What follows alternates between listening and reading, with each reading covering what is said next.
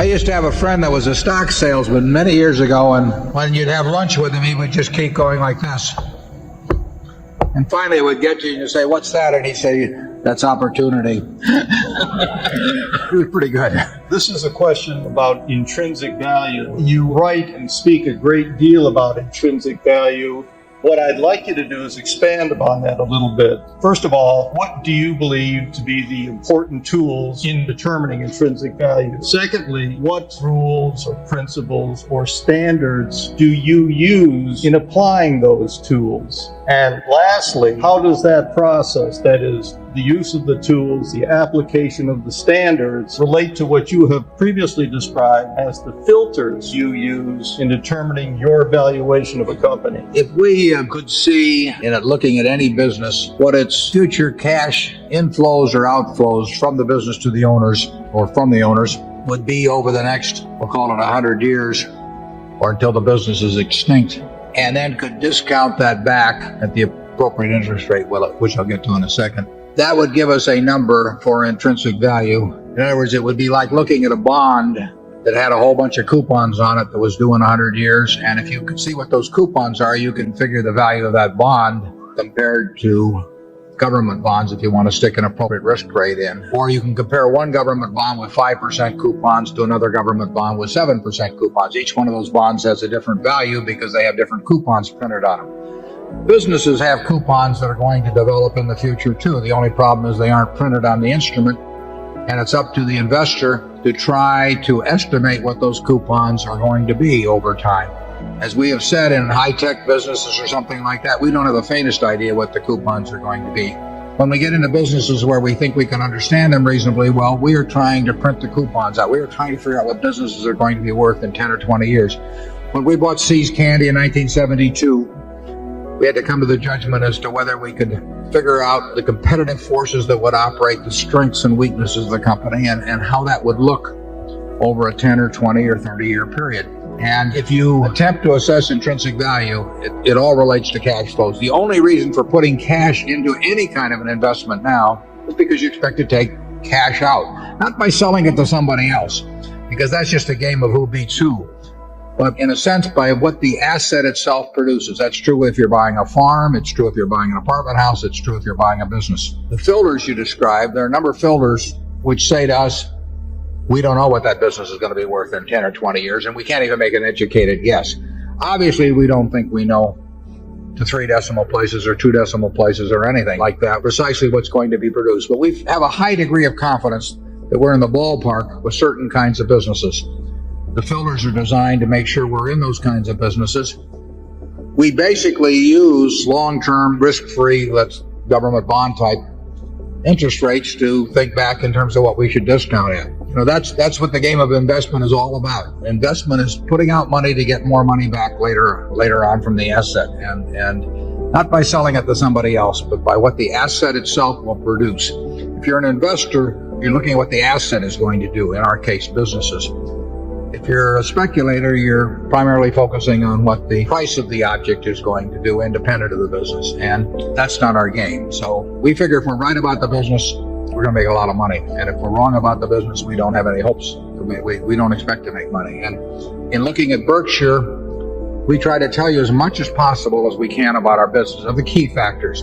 Those are the things that Charlie and I, the things we put in our report about those businesses are the things that we look at ourselves. If Charlie had nothing to do with Berkshire, but he looked at our report, he would probably, in my view, he would come to pretty much the same idea of intrinsic value that he would come to from being around it, for X number of years. The information should be there. We give you the information that if the positions were reversed, we would want to get from you. And in companies like Coca-Cola or Gillette or Disney or those kind of businesses, you will see the information in the reports. You have to have some understanding of what they're doing, but you have that in your everyday activities. You'll get that kind of knowledge.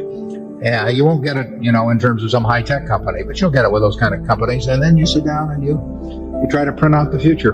Charlie? I would argue that one filter that's useful in investing is the simple idea of opportunity cost. If you have one opportunity that you already have available in large quantity, and you like it better than 98% of the other things you see, well, you can just screen out the other 98% because you already know something better. So that people who have a lot of opportunities tend to make better investments than people that don't have a lot of opportunities, and people who have very good opportunities and using a concept of opportunity cost, they can make better decisions about what to buy. With this attitude, you get a concentrated portfolio, which we don't mind. That practice of ours, which is so simple, is not widely copied. I do not know why. Now it's copied among the Berkshire shareholders. I mean, all of you people have learned it.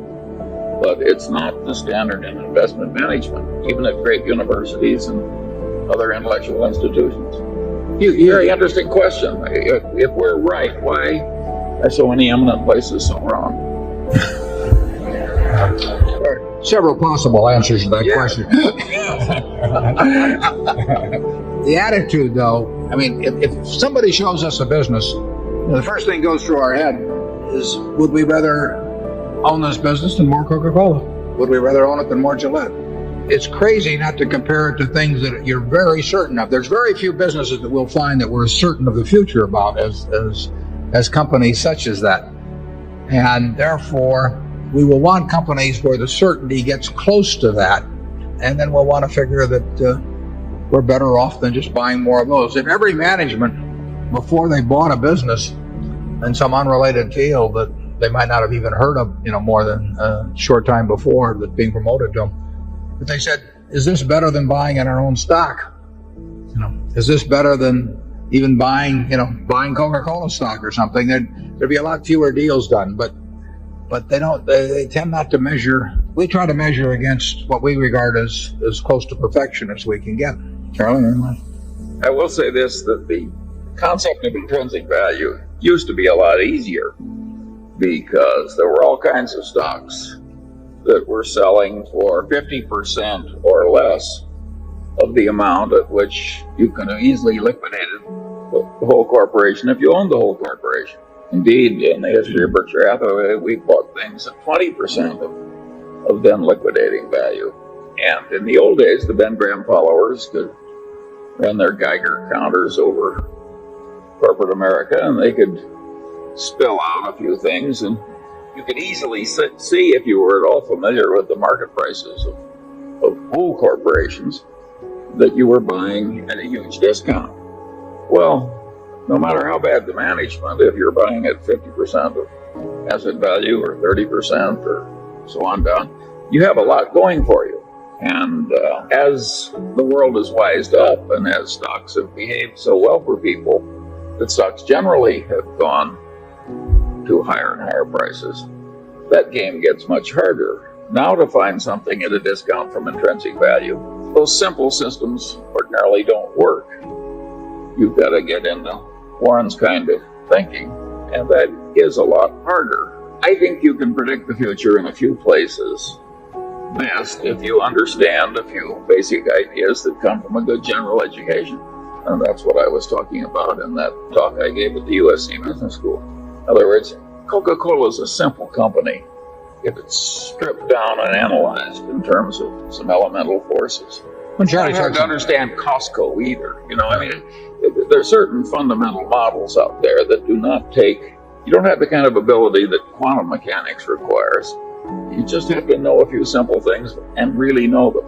when Charlie talks about liquidating, now he's not talking about closing up the enterprise, but he's talking about what somebody else would pay for that stream of cash too. I mean, you could have looked at a collection of television stations owned by a Cap Cities, for example, in the early to 1974, and it would have been worth, we'll say, 4 times what the company was selling for.